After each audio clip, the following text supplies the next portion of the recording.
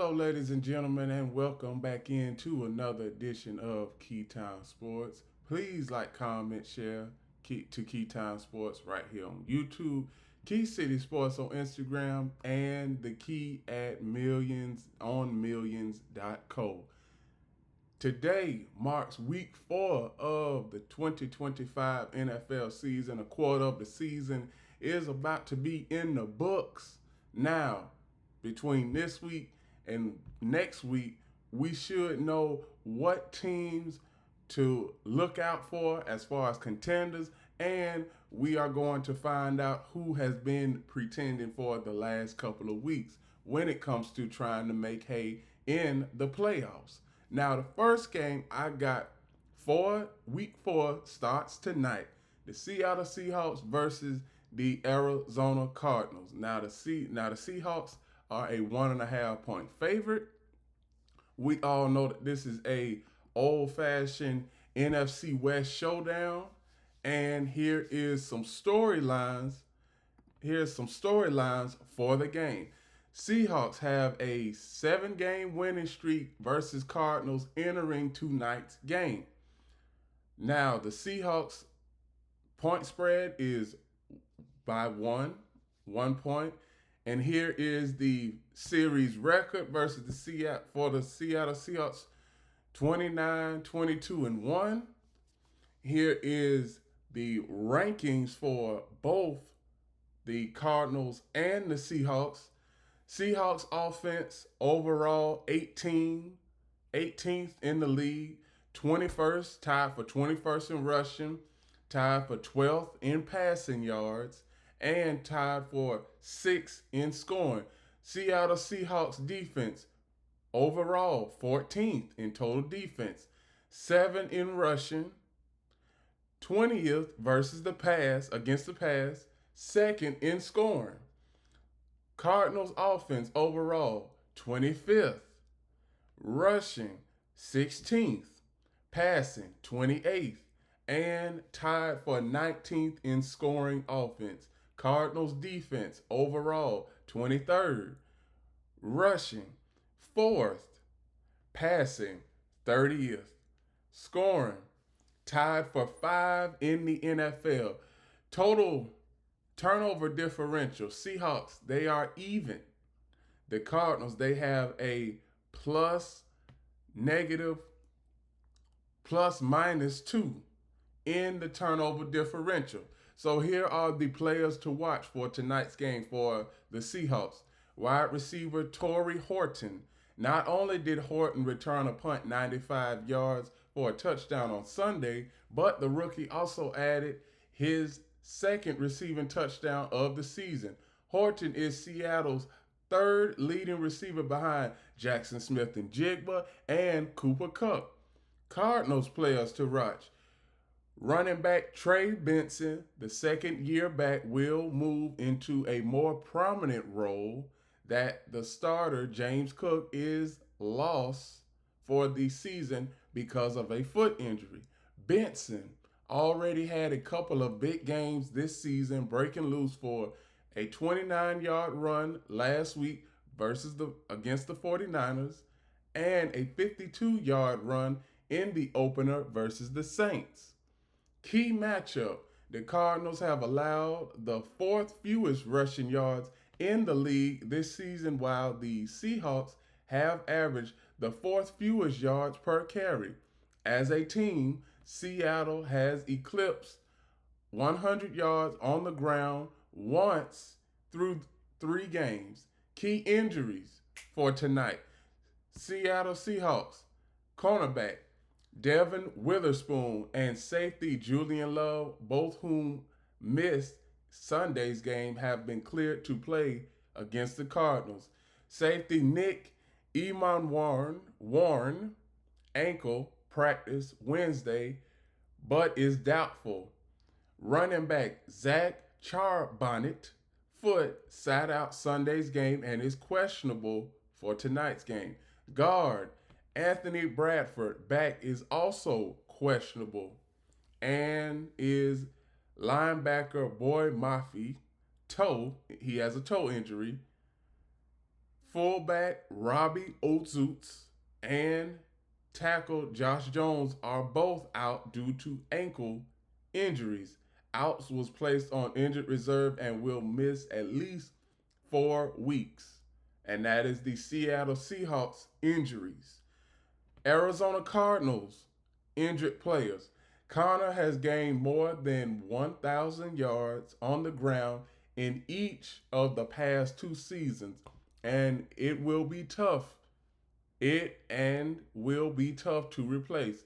Wide receiver Zay Jones will miss tonight's game with a concussion.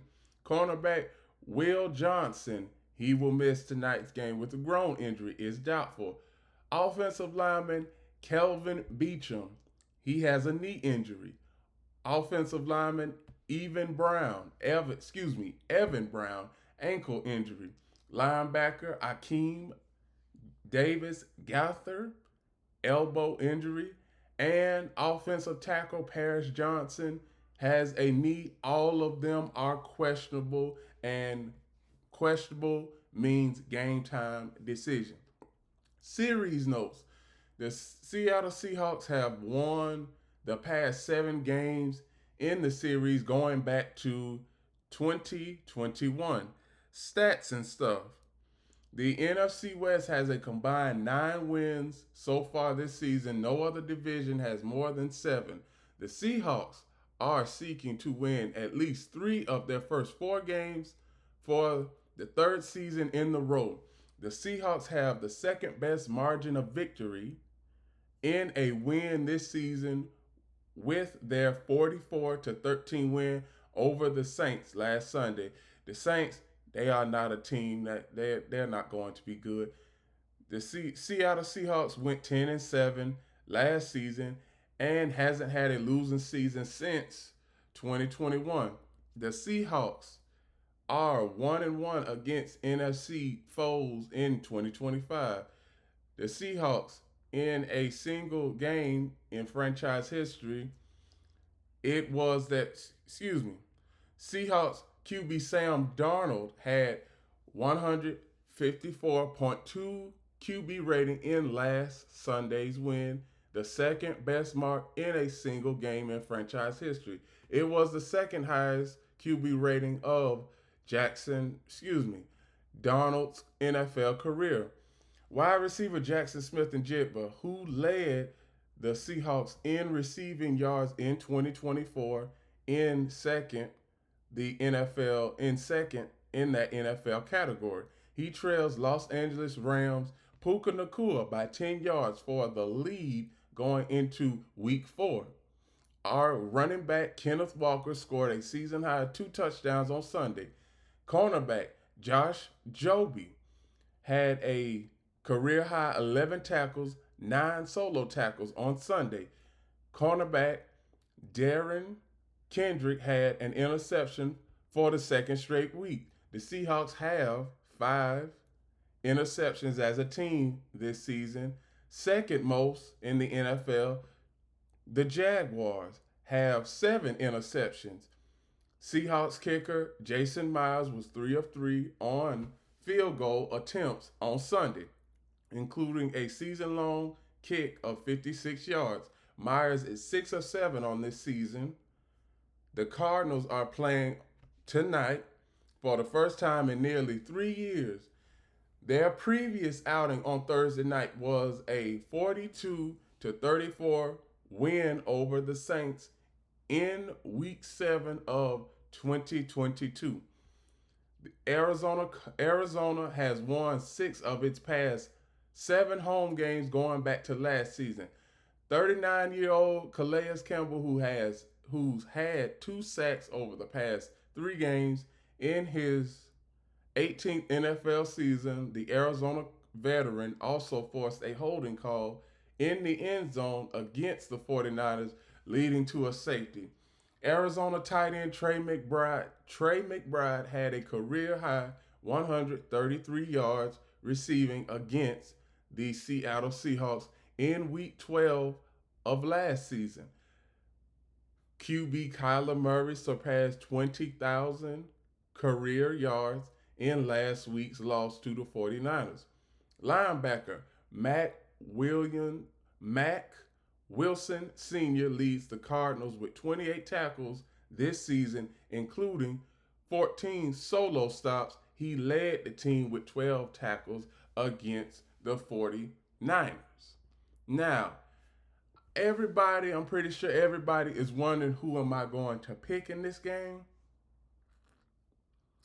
I am going to pick I'm going to pick the Seattle Seahawks because with the Arizona Cardinals, I'm still trying to figure out is this team for real because they always start out like this. Every year, like I just read it a few minutes ago, every year for the past 3 years, they've started out 2-1. And where has that led them? They have always been out of the playoffs. Now, for the Seattle Seahawks, they haven't had a losing season since 21. Let's see if the Seattle Seahawks can take that next step and beating Arizona in Arizona because it's been a while since the Seahawks beat Arizona in Arizona. So I got the Seattle Seahawks winning this game. The next game I'm going to cover is if you are a big football fan like me, you will be waking up Sunday morning watching a football game. The Minnesota Vikings and the Pittsburgh Steelers. Now, we all know with the Pittsburgh Steelers, they have Aaron Rodgers. And we don't know what Aaron Rodgers we are going to see from week to week. But I can show you their season statistics. J.J. McCarthy is out. Now here's Aaron Rodgers' statistics. 56 of 86, 7 TDs, 3 interceptions. And you can see the running game is non-existent. And as far as his wide receivers are non-existent on this list. But now, the Vikings, we all know who they are. The Vikings, they have a backup quarterback at their disposal. They put up 48 points last week versus the Cincinnati Bengals. Can they do that 2 weeks in a row? I don't think so. Now, this game is going to be close, but if I had to pick, I would pick the Minnesota Vikings to win this game. I would not be surprised if I would not be surprised if the Pittsburgh Steelers won this game also because, see, the game that the Minnesota Vikings played last week, going into last week's game versus the Cincinnati Bengals, I was saying the exact same thing. You don't know what you're going to see from both of these quarterbacks. You don't know what you're going to see from Carson Wentz on a week-to-week basis, and you don't know what you're going to see from Aaron Rodgers on a week-to-week basis. So that's why I've got the Minnesota Vikings winning this game, but I would not be surprised if the Pittsburgh Steelers won this game also. The next game I am going to cover is the Washington Commanders and the Atlanta Falcons. Now, with the Atlanta Falcons, we all see who is their season leaders. Jaden Daniels, he's questionable for this game. Jacoby Krosky-Merritt, questionable for this game. Terry McLaurin, he is also questionable for this game. Now, one thing I can say about the Commanders is we know what type of team the Commanders have this year. We expect them to be in the playoffs come late December and early January. But as for the Atlanta Falcons, I see the Atlanta Falcons, they are a team that is still a work in progress with this new coaching staff. I know I've been hearing a lot of stuff about Raheem Morris. A lot of Falcons fans are saying that he may not be the guy, and it's possibly time for them to go in a different direction as far as an organization from a Falcons standpoint. But this is only Raheem Moore's third season.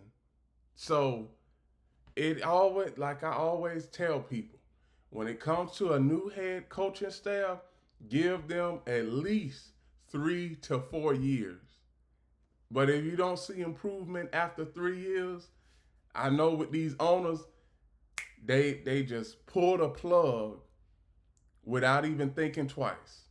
So as of right now, I got the Washington Commanders winning this game, and I got the Atlanta Falcons starting off their season 1-3. Now, the next game I'm going to cover, this is probably the easiest bet of week 4. So all my betting men and women, you already know who is going to win this game. I am not going to take much time when we talk about the New Orleans Saints and the Buffalo Bills. We already know the Buffalo Bills got the better quarterback, better defense, better offense, better wide receivers, better tackling, better cornerbacks, better defensive line. So when we get to the season leaders and matchups concerned, we know that when it comes to the Saints, we know that this is a rebuilding year for them. So I'm just going to focus on the Buffalo Bills right now. Josh Allen, since the season has started, 69 of 99, 5 touchdowns, no interceptions. Most importantly, no interceptions. Then you have James Cook. He's had 53 carries, 4 touchdowns. Keon Coleman, he's had 14 receptions and 1 TD. Defensive tackle, Darren Jones. He's made a few tackles, but he hasn't gotten any sacks. And cornerback for the Buffalo Bills, C. Benford. He hasn't gotten any interceptions, but he does have 15 tackles on the year. So the Buffalo Bills, they are about to have a field day with the New Orleans Saints. The New Orleans Saints, they don't have a chance. I believe the New Orleans Saints, they have a better chance at possibly beating the New York Giants, which is next week's game, instead of having a chance against the Buffalo Bills for this week's game. That's what I think. So I got the Buffalo Bills winning by, I'm going to be generous. I'm going to say 2 touchdowns, but I expect it to be more. I do. I expect it to be more. The next game I'm going to cover is, also, the Buffalo Bills are a 15.5-point favorite currently. So all my betting men and women out there, place your bets accordingly. The next game, Browns and Lions.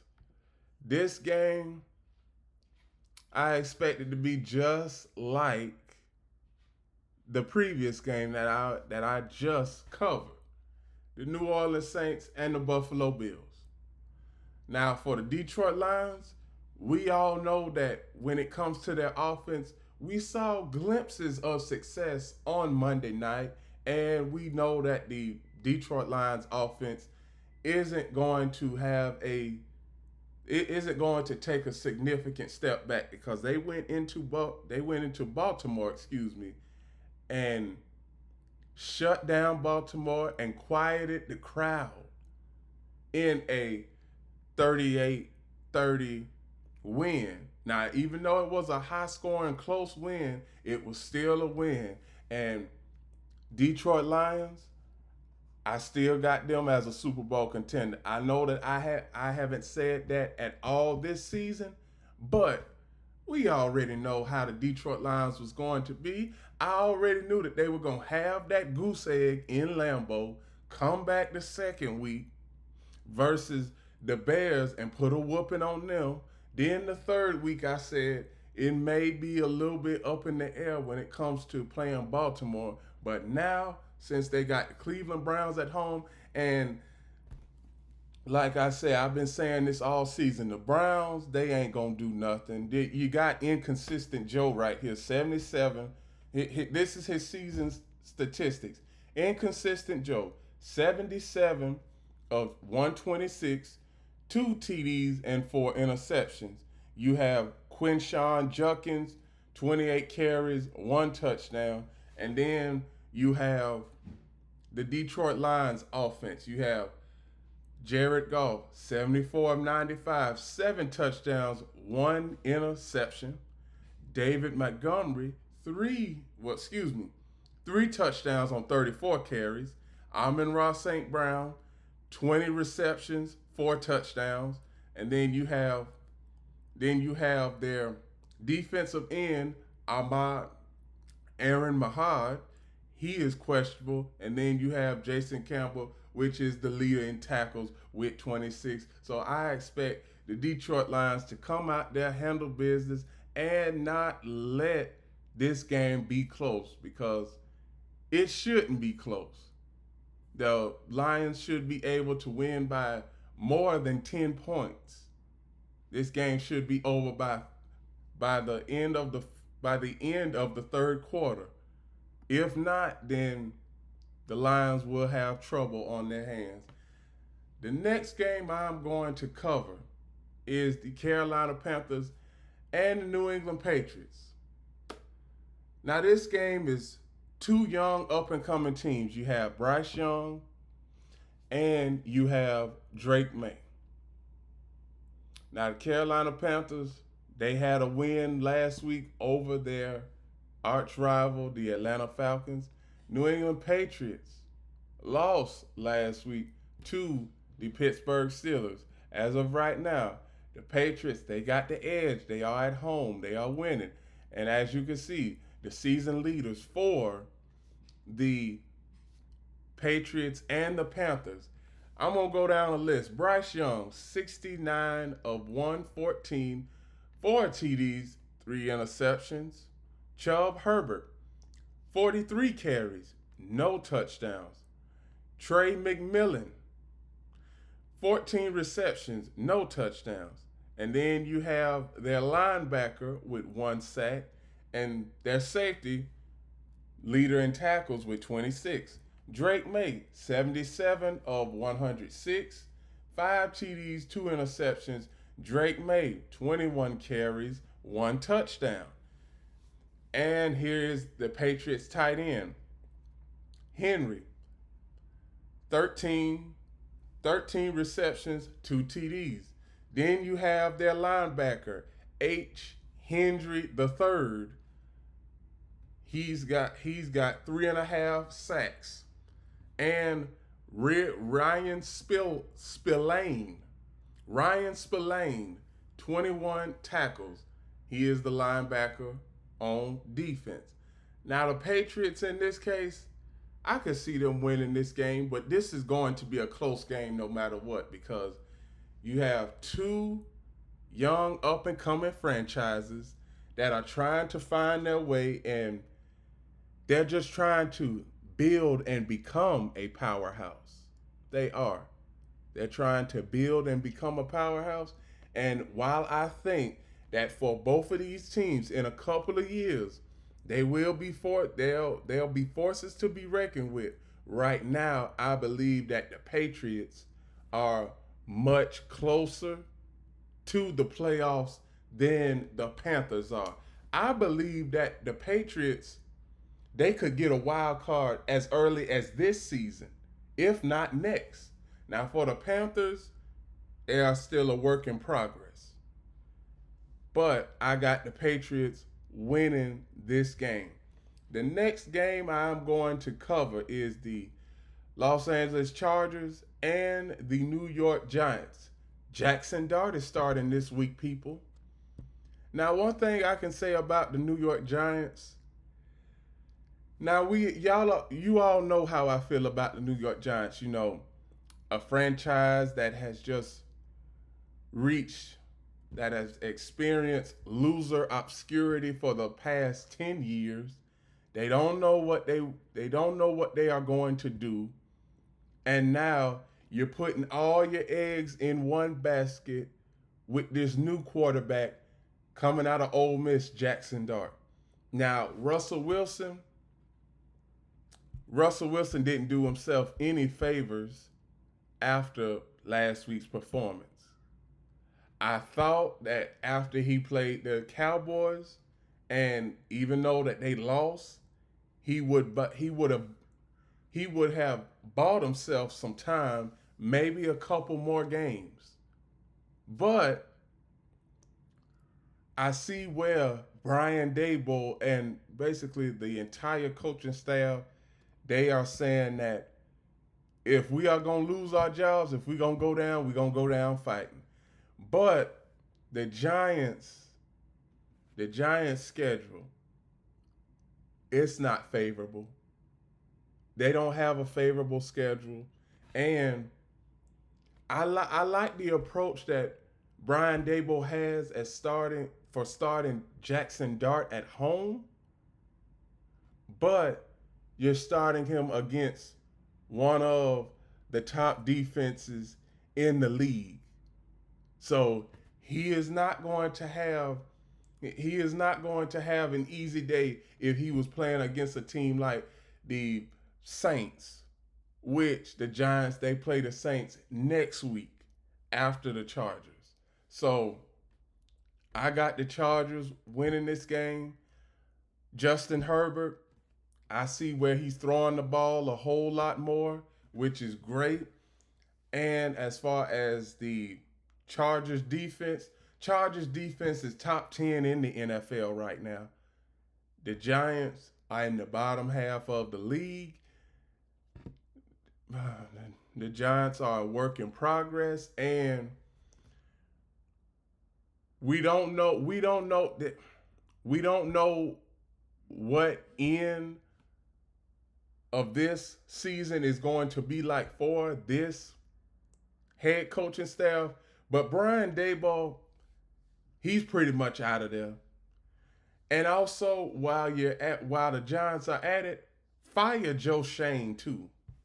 Because over the past couple of years, you've had chances to draft top-notch quarterbacks, and yet you don't even do it. You'll go get, as far as quarterbacks, you'll go and get scraps from someone else, a quarterback that has played on another team, didn't really like live up to par. And I'm talking about Russell Wilson here. So we all know that one thing, since he's left Seattle, his career has really took a downturn. Denver, he got generational wealth, $250 million in Denver. That didn't work out. Then he went to Pittsburgh last season. He played 8 games. And Justin Fields played 5 games. And we see where it was really no cohesiveness in Pittsburgh. Then you come to New York, first 3 games. The first game, Russell Wilson pretty much stunk up the joint. Second game, he threw for almost 500 yards.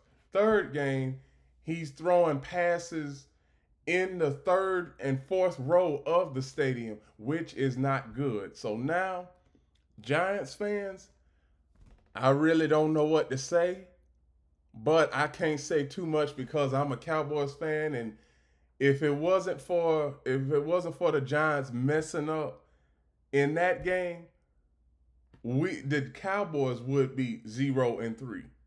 So all I got to say is the Chargers, I got them winning this game. The New York Giants, start looking forward to the NFL draft in April.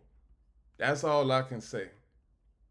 The next game I'm going to cover is the Philadelphia Eagles and the Tampa Bay Buccaneers. Now, one thing I want to say about the Tampa Bay Buccaneers is every game that they have won has come within the last 30 seconds. They are the first team in NFL history to win their first 3 games on last second possessions, whether it's a field goal or a touchdown. Now, for the past couple of weeks, I've been hearing people talk about the tush push and all of this stuff and how teams can stop it. Now, I'm pretty sure everybody remembers, and even if you don't remember, I'm going to tell you. In the playoff game a couple of years ago, the Tampa Bay Buccaneers and Philadelphia Eagles were playing, and the Philadelphia Eagles ran that same play, the tush push, and the Buccaneers stopped it.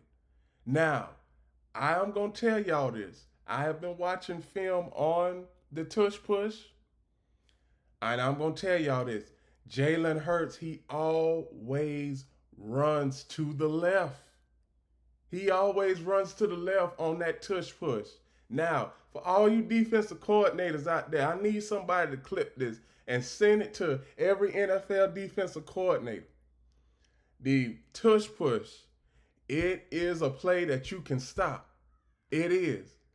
Because only thing you have to do, you know that I just told you, Jalen Hurts, he always goes left when it comes to the tush push. So now, all you defensive coordinators out there, you need to have two guys on that left side, and then you need to have three guys on the right side, just in case if Jalen Hurts switches up his reaction time, and if he doesn't want to go left, he'll go right.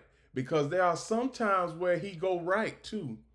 It's not all the time. I'm gonna say the probability of Jalen Hurts going right on a tush push is 2%.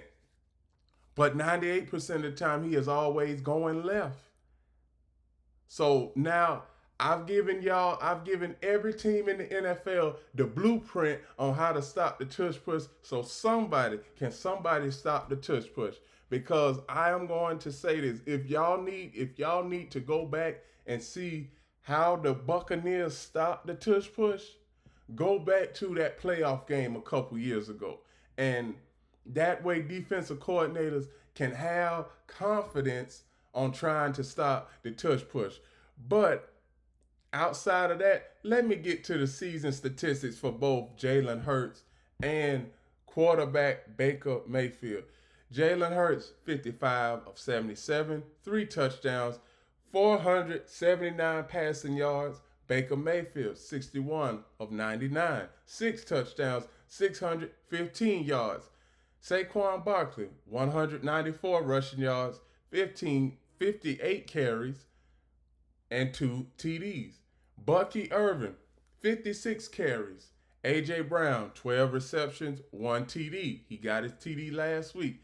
Emeka Ibuka, 14 receptions, 3 TDs. Levante David, he is questionable for this game. And Zach McCullum, he is the leader in tackles with 24. Now, who do I have winning this game?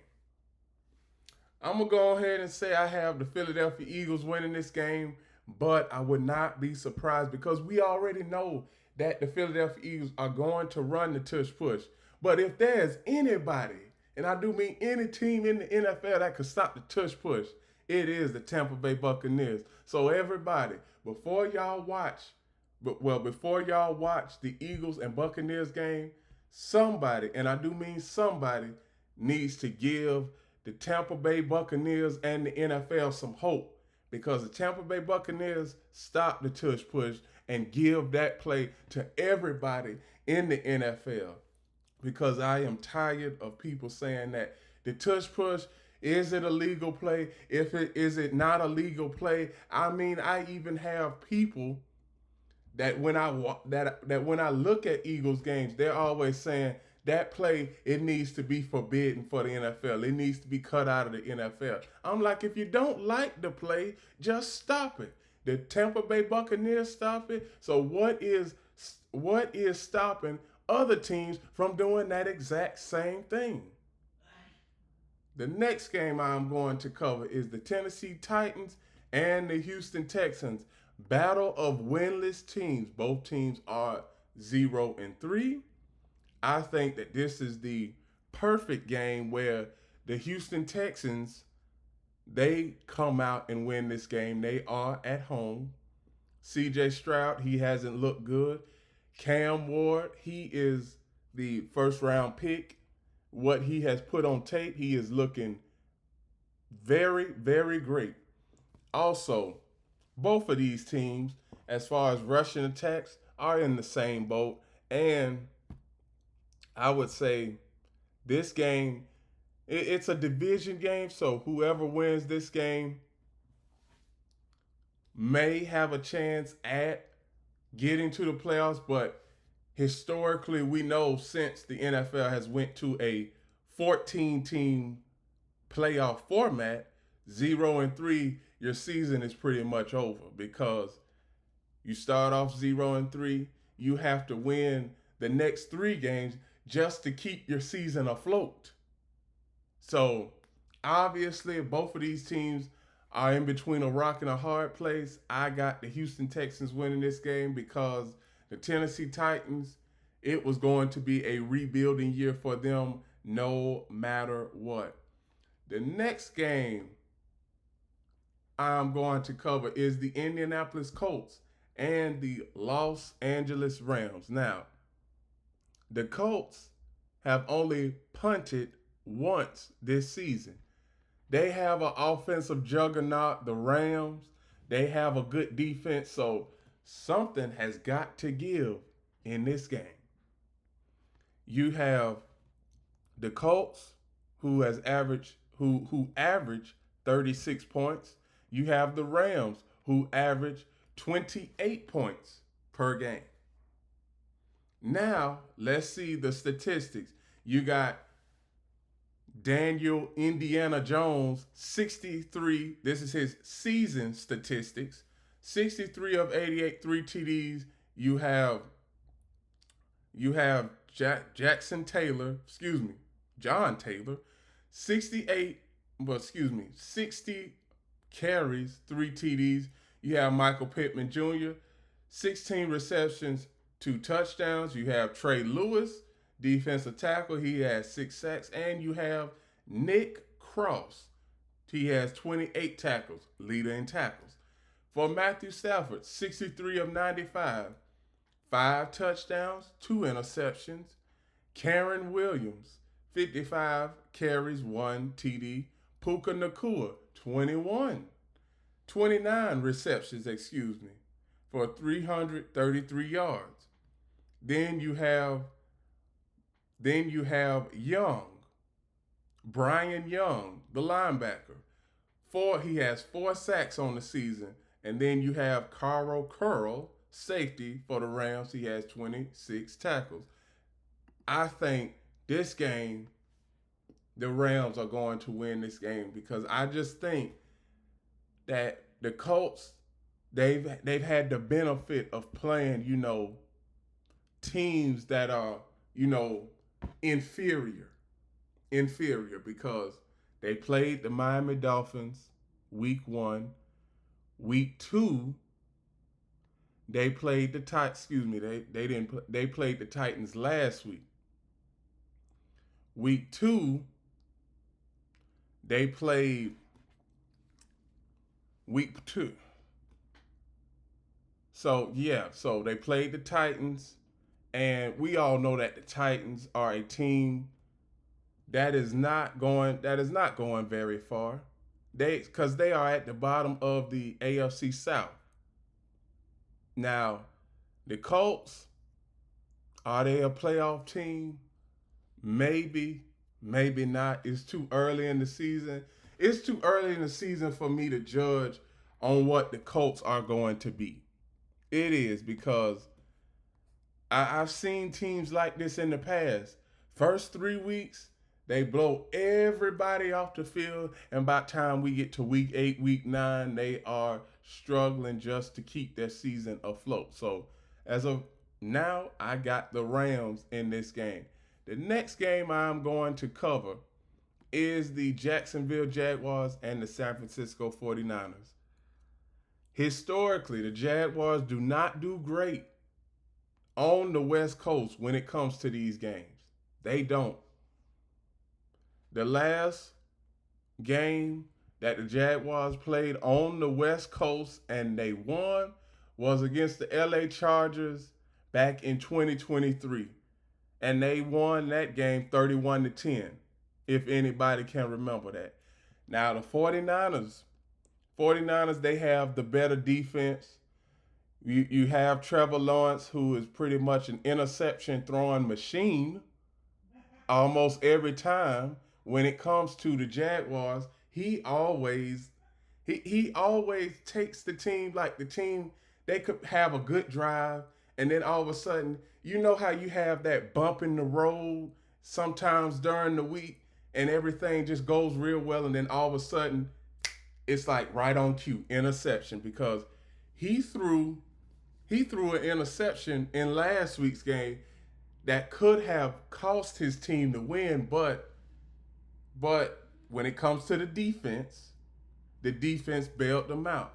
Now, the San Francisco 49ers, they are the kind of team that their offense is pretty much on the same line of the Jacksonville Jaguars. So I'm not expecting a high scoring game, a high scoring affair in this game. But you do have two interception prone throwers in this game. You have Mac Jones for the 49ers, and you have Trevor Lawrence for the Jaguars. Now, this game, the point spread, it opened up at 4.5. Now it is 3.5. I can't pick the Jaguars because historically, Jaguars, they don't do well in 4 o'clock games. Well, excuse me, 1 o'clock games on the West Coast. They don't do well in that.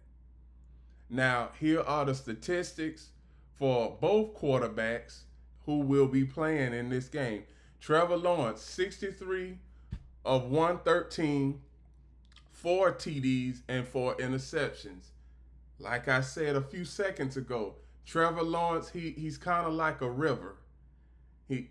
Y'all already know when it comes to those rivers, those waves go up and down, and that is what his play has been going. Now, he has a contract. He's supposed to be a $75 million man with his contract. But he's playing like a 20 to $25 million quarterback. One that is still having time to work, that is still trying to figure out what is a cover 1, cover 2, cover 3, a side of an island blitz, and a cover 4. He's still trying to figure all of that out. And I keep on hearing Jaguar fans around the NFL. They're saying that they would like the Jaguars to trade Trevor Lawrence. But you can't trade Trevor Lawrence because to all you fans out there, and I hope somebody clip this, please. To all you fans out there, Trevor Lawrence, his contract, he hasn't even 50% of his contract isn't even up yet. His current contract is $275 million, $75 million guaranteed through every season. So Jaguars are stuck with Trevor Lawrence, but Trevor Lawrence, he's got to do better. He's got to do better. And it's no more space of grace. Do y'all see how he was looking after he threw that interception versus the Texans? And then they put the camera right on Liam Cohen. Now Liam Cohen, he's already stressed to Trevor. Protect the ball. If it's not there, throw it away. That's why I like coaches like that. I like coaches to tell their quarterbacks that if you see one of your players, one of your teammates in triple coverage, just throw the ball away. Yeah, the fans in the crowd, they might get on your nerves. They might tell you should have threw it to somebody else. But that's better than throwing an interception and potentially costing your team a game. So, Matt Jones, 50 of 80, 400, excuse me, 50 of 80, 4 touchdowns, 1 interception, 563 yards. Christian McCaffrey, 52 carries. Ricky Pearsall, 16 receptions, questionable for this game. Brian Huff, defensive end, two sacks. Fred Warner, 30 tackles. He leads the 49ers defense in tackles in this season. So I got the 49ers winning this game. The next game I am going to cover the Baltimore Ravens and the Kansas City Chiefs. The battle of 1 and 2 teams. Historically, teams that start off 1 and 3 in NFL history only have a 17% chance at making the playoffs. So somebody, whoever loses this game, will only have a 17% chance at making it to the postseason. Now, for the Baltimore Ravens, trepidations that I have with them is their defense. The Baltimore Ravens defense is almost the same as my Dallas Cowboys defense. They are not able to stop anybody. For the Kansas City Chiefs, the defense is okay. It's just about that offense because Patrick Mahomes, he is going to do what he is going to do. Travis Kelce, it seems like he's losing a step. And if he is not in the... Now, I like Travis Kelce. But the last couple of games, I've been seeing him, the ball hasn't been going his way. He's been getting upset on the sideline, and he has been chewing out the head coach, Andy Reid. Now, for all my Swifties out there and Travis Kelce fans, I'm also a Swiftie and a Travis Kelce fan too. So I know it's hard for us to watch, but I can't see it. I just can't see the Chiefs losing this game. I don't know. It's just something in me. Now, I know that the point spread says 2.5 Baltimore Ravens, and the Baltimore Ravens have the advantage in this game. But I just can't see the Kansas City Chiefs starting out 1-3. The last time the Kansas City Chiefs started out 1-3 was 2012. And that was the season before Andy Reid came along. That was the season before Andy Reid came along. So Patrick Mahomes, we know that he is the quarterback and he's the leading rusher for the Chiefs, which is bad because Isaiah Pacheco, he has got to pick it up. Kareem Hunt, he has got to pick it up. All of a sudden, these wide receivers, we all know that Rashee Rice, he is coming back. Xavier Worthy is still injured. We all know that. But one thing I can say is Kansas City is looking vulnerable. And I'm going to say something right now that everybody can relate to. You all know that, in life you could have a job that you have been on for, 15, 20 years, and then all of a sudden you have, for the first time in, 5, 10 years, you have a little slippage, and then everybody starts saying that, well, maybe the time has passed you by. But I always say, I'd rather take experience. I'd rather take experience over youth. Now, I'm not saying that the Ravens are inexperienced because both of these teams, they have youth. But I can also tell you that Derrick Henry, he has a severe case of fumbleitis because he has fumbled the ball once in the first 3 games. So if I'm the Kansas City Chiefs defense, I'm looking at Derrick Henry. I'm saying, when we get to Derrick Henry, punch the ball out. That's what we need to do because Derrick Henry hit. I'm not gonna say that his confidence is shattered, but he always likes to use his signature move. Once he gets past the defense, he likes to do his stiff arm move on his way to the end zone. He hasn't been able to do that the last couple of weeks. Then you have Zay Flowers, 16 receptions, one touchdown. You have Tyquan Thornton. He is becoming a new wide receiver for the Kansas City Chiefs and a reliable wide receiver. He has 9 receptions for 2 touchdowns. This game is going to be close no matter what. I got the Kansas City Chiefs in this game because I don't see Baltimore going into Arrowhead and winning. Now, if Baltimore goes into Arrowhead and win, I'm gonna come back in here on I'm gonna come back in here Tuesday after week 4 is done, and I'm gonna say that I was wrong. But rarely have I ever been wrong about games like this. This game is going to be tight knit. I don't expect there will be big plays, but there will be a minimum. Big plays in this game will be at a minimum. So, for all my betting men and women, please place your bets accordingly. I know right now it is a 2.5 point.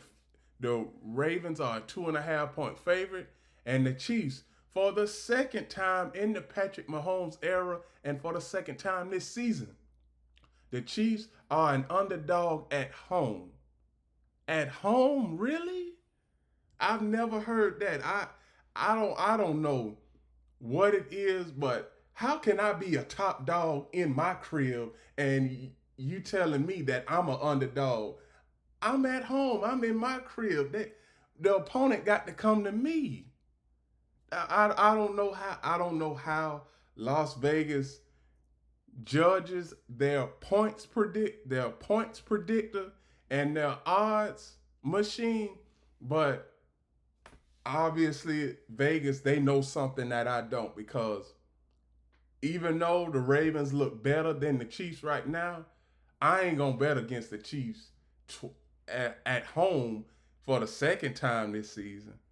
No, that is not going to happen. So I got the Chiefs upsetting, and I can't believe that I'm saying that, because I got the Chiefs upsetting the Ravens at home in Arrowhead and pushing their record back to 2-2, 500 at the midway point of, well, excuse me, we are not at the midway point of the season, but at the quarter point of the season. The next game I'm going to cover is the Chicago Bears and the Las Vegas Raiders. This game could go either way, America. It really can. Caleb Williams, 59 season statistics, 59 of 93, seven touchdowns, 1 interception. DeAndre Swift, 42 carries, 1 TD. Roma Doomsday, 16 receptions, 4 TDs. Geno Smith, 67 of 106, 4 TDs, 4 interceptions. Ashton Genty, 47 carries, 1 touchdown. Jacoby Myers, 17 receptions. Jaleel Lalu, defensive tackle, 3 sacks. Devin White, 25 tackles. He leads the Raiders in tackles. Point spread for this game could go either way. But right now, the Bears are a 1.5 point favorite. The Las Vegas Raiders are a 1.5 point underdog. I don't know what Raiders team I am going to see. So I'm going to go with the Chicago Bears, because what the Chicago Bears showed me against my Dallas Cowboys last week is the offense. Ben Johnson, he has the right type of guys for his offense. Caleb Williams, we know that he is a dynamic player, and he is also he is also one of those players that he has so much potential, and little bits and pieces game by game, you are starting to see it. The next game I'm going to cover, and this gonna be a tough week for the Cow. This is gonna be a tough week for Cowboys Nation because Jerry got rid of Micah Parsons just a month ago around this time, and Dallas Cowboys. CeeDee Lamb, he is injured. He's not coming back for another 3, 4 weeks. We got the Green Bay Packers, a juggernaut of an offense, an offensive scoring machine that has averaged 25 points through the first 3 weeks. And I mean, I'm just ready to get this game over with. I'm ready to get this game over with because from a journalistic standpoint, we are still shocked all over not all over America, all over the world. We are shocked that Jerry Jones would do something like this. Now, y'all already know that I love me some Jerry Jones. Jerry, I'm putting out my verbal requests and my verbal application. If you need help, if you need a new GM, Jerry, I can help you. I can help you. I'm not even gonna give you a contract because I've given you contracts over the past couple of years. I've given you a 6 year, $145 million contract just for me for the GM position. Then it was one where it was 7 years, $250 million contract for the GM position. But Jerry, Keytime Sports here, putting in my verbal application. I would like to work for the Dallas Cowboys. I would like to put a winner back on the field for the Dallas Cowboys fan base and as far as the Cowboys as a whole, because we know that the Dallas Cowboys are worth $13 billion. Jerry, you are worth $19 billion by your damn self. Now, we all know that we want the Dallas Cowboys to be successful. We want the Dallas Cowboys back in the Super Bowl. I want the Dallas Cowboys back in the Super Bowl. You got Stephen A. Smith. He making fun of us every year. We want to put a consistent win on the field so that we can shut Stephen A. up. I'm just saying, Jerry, come on, Jerry. We got to do better. And that's why I say if you bring me to Dallas, I want to talk to you. I don't know. Next time I go to Texas, I got to go to Dallas. I got to go to Dallas and talk to Mr. Jones, the Jones family, and tell them that I got some ideas that could give us some championships because I'm tired of dusting our championship trophy case every year saying that, man, we won our fifth one back in 93. That was good. We had Aikman, we had Emmett, we had Irvin, we had a defensive line. We had all of these players. Come on now, Jerry. It has been over a generation now since Dallas Cowboy fans knows what it's like to get a Super Bowl trophy. Knows what it's like. Not even a Super Bowl trophy, but to get to the NFC Championship game. We haven't been to the NFC Championship game in 30 years. 30 years. Now I know Jerry, he's always saying that we put a good product on the field. The product that we want, as far as Dallas Cowboy fans, the product that we want on the field, we want a championship. Now, I always do this. Dallas Cowboys, please. Dak Prescott, Dak Prescott is my guy. I have nothing bad to say about him. But I just want to come to the defense. Matt Eberflus, what are you doing? What are you calling? Because I mean, you got the defense lined up 10 yards off of these receivers, and they just blow right past them for a 50-yard touchdown, a 20-yard touchdown, 35-yard gain, 45-yard gain, down to the 10, down to the 5. And it seems like it's like, are the Cowboys defense that bad? Because if it is, let me just throw in the towel. This is the journalistic side of me right now. Let me just throw in the towel for this season already. I got my towel right here. I got my white towel right here. White towel right here. Can I just throw in the towel for the season on the Cowboys if that's what the defense is going to be?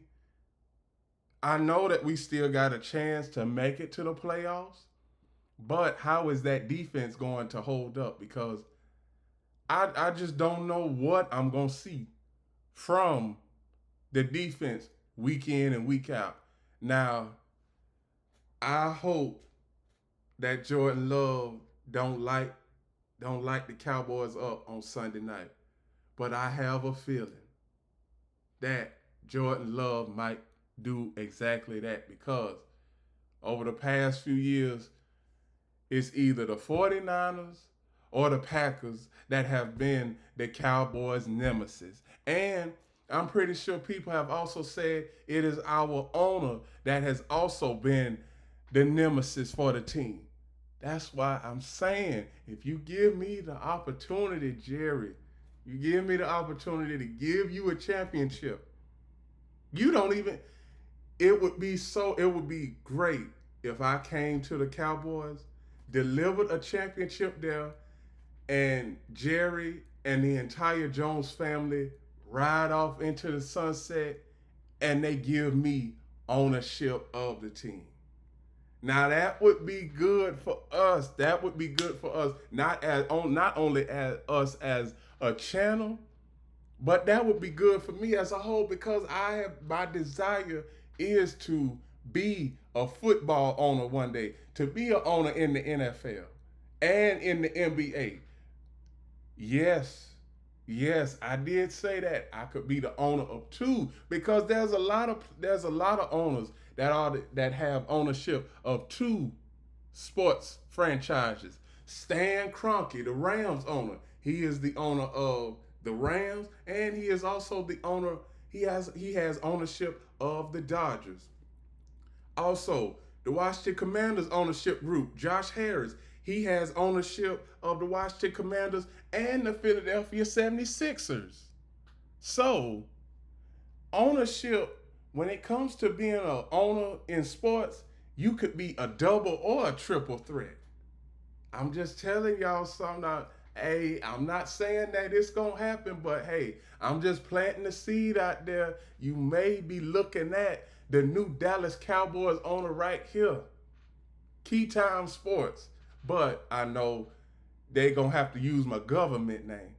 You might be looking at the future Dallas Cowboys owner. But back to the game. I done got off track, but y'all know how it is when I talk about my Cowboys. So now the point spread for this game is 6.5 in favor of the Green Bay Packers. I think the Packers win this game, but I hope I'm wrong about this, but I got the Packers winning this game. And I got us starting off the season 1-3. And hopefully we get good news about CeeDee Lamb after this game. The final two games of the week happen on Monday. You have Monday Night Football, the New York Jets and the Miami Dolphins, 2-0-3 teams. I heard many people yesterday say that, can they just cancel this game? No, they cannot cancel this game.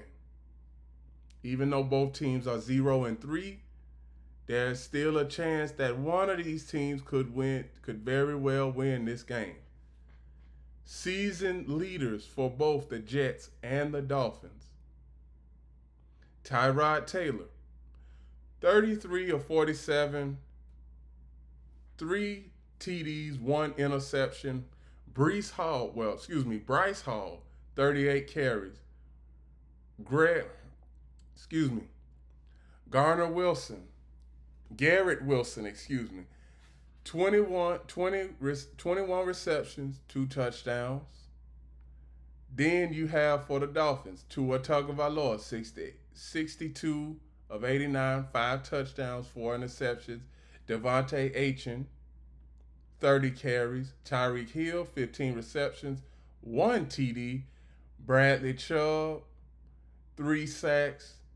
Tyler Dotson,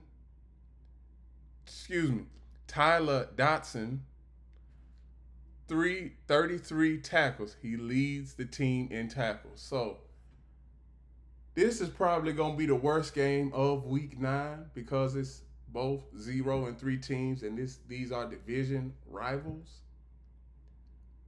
I don't know what I'm going to see from the New York Jets. And I don't know what I'm going to see from the Miami Dolphins. I just don't. But I got the Miami Dolphins in this game because statistically, the Miami Dolphins have the better offense, but the Jets have the better defense. So you see my drift? We have a bunch of things that we are trying to check on the list for both of these teams, the Jets and the Dolphins, and you can't check any of the categories off with complete confidence. So I got the Miami Dolphins winning this game. The final game of week 4 is the Cincinnati Bengals and the Denver Broncos. This is the right game for the Denver Broncos. I got the Denver Broncos winning this game because Jake Browning, he's not going to be able to do this for the rest of the season. 40 of 59, 3 touchdowns, 5 interceptions. You got Chase Brown, 47 carries, 1 touchdown. Jamar Chase, 21 receptions, 1 touchdown. Trey Hendrickson, 2 sacks. Jacob Battle, 23 tackles, leader of the Bengals. Bo Nix, 61 of 95, 5 TDs, 3 interceptions. J.K. Dobbins, 41 carries, 3 TDs. Cortland Sutton, 13 receptions, 2 TDs. Nick Bonito, linebacker, 3 sacks. Alex Singleton, 27 tackles. He is the leader in tackles for the Denver Broncos. I have the Denver Broncos winning this game. And with that, those are my predictions and odds for week 4 of the 2025 NFL season. Please like, comment, share, subscribe. Click the notification bell, get notified of all of my reaction videos, shows, and other content. Keytime Sports right here on YouTube. Key City Sports on Instagram. And the Key on Millions.co. Remember, everybody, one last thing. The Key is always on time.